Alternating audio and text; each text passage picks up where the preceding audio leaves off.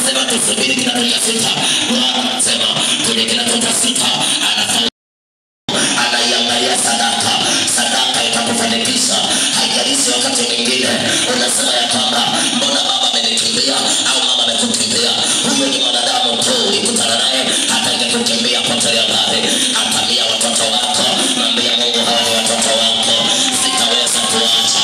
Utaona Mungu atakavyowatunza watoto wako siku hadi siku.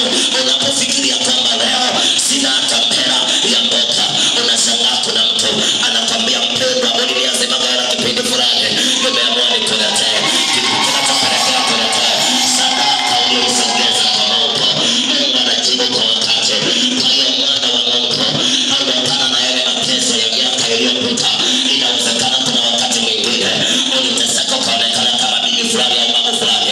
Leo hakuna bibi, hakuna babu, wote ni wapya kwa Yesu. Kwa nini tunaamini ya kwamba katika Kristo Yesu wote tutakuwa na vazi moja tu, ni vazi la utukufu na ufalme.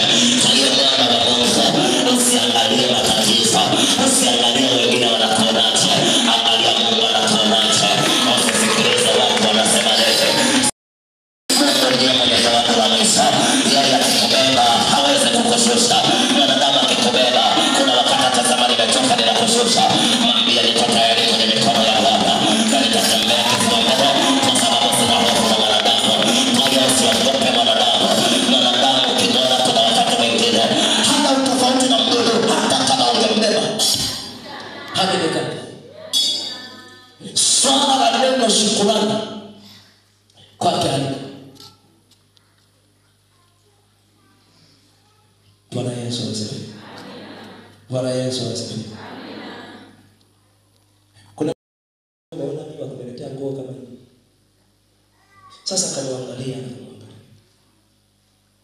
Lakini mwisho wa siku si maana kwamba alisema wewe wakunipa nguo kama hii. Lakini kupokea alifanya nini? Sasa angeshukuru tu nikaishi. Wanadamu sio. Kwa hiyo kuna mmoja alifika mahali akatumia msemo huu, bora mfadhili mbuzi kuliko nani? Mwanadamu anafadhiliki. Mwambie wazako mwanadamu anafadhiliki. Mwambie tena mwanadamu anafadhiliki. Mimi namshukuru daktari mmoja. Nilikuwa kama sio mwaka 91 nimepigwa jiwe kwenye paji la uso. Nyama ikawa imeacha. Leo pana kalama kadogo tu. Lakini nilipofika yeye alikuwa anatibia nyumbani. Wale wa zamani wanajua zamani kulikuwa kuna masindano yale ya kuchemsha. Ni kubwa kama la ng'ombe. Na anapokuja sio maana kwamba anaweza kuficha, anakuja na kuonyesha sindano lina tundu kubwa. Yana kishachomeka mpaka unaona mwili unakufa kazi. Unasikiliza. Unaanza kufikia. Huyu jamaa huyu. Lakini asante Yesu alinitia. Lakini tangu pale aise sina nafanya kazi labda nifunge.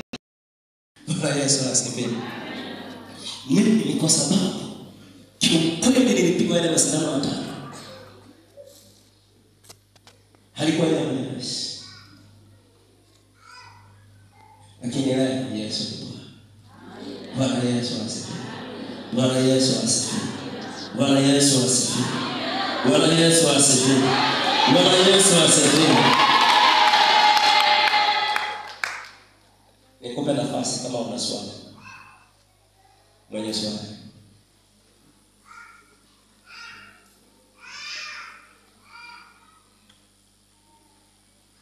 Mwenye swali.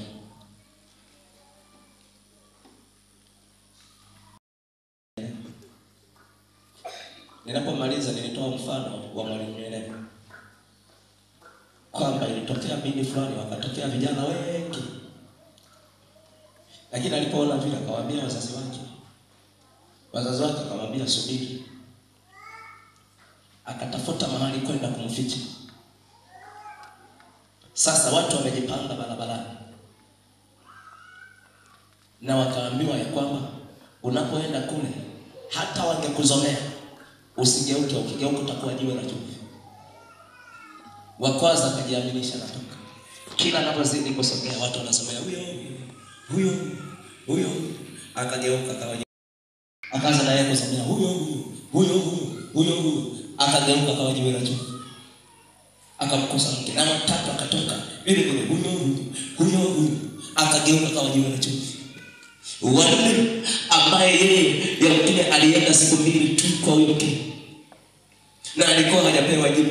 Mimi huwa nasema ile ya kusema kwamba unaweza kumwendea mtu anakuambia subiri nikufikirie. Mimi nimekuwa kitu gani mpaka unifikirie?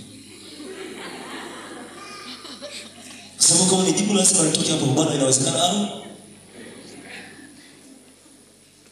Unawezaje kunifikiria? Wewe nani mwenye uwezo wa kufikiria? Kwenye eneo hilo, yule ambaye hakutarajiwa anaenda wanazomea huyo situka. Ili ni jamaa na magari ambayo limeingia mbona tunaangalia kama huyu, lakini akasema huyu ndiye mke. Natamani nikwambie ya kwamba leo hata wakikuzomea usigeuke nyuma. Mwambie ndiye mbeba ni Yesu. Kwa sababu anasema yeye ni pendo, apenda watu. Endelea kwenda wakikuzomea na kukuzomea. Kuna wakati mwana wa Mungu utavalishwa taji ya ushindi.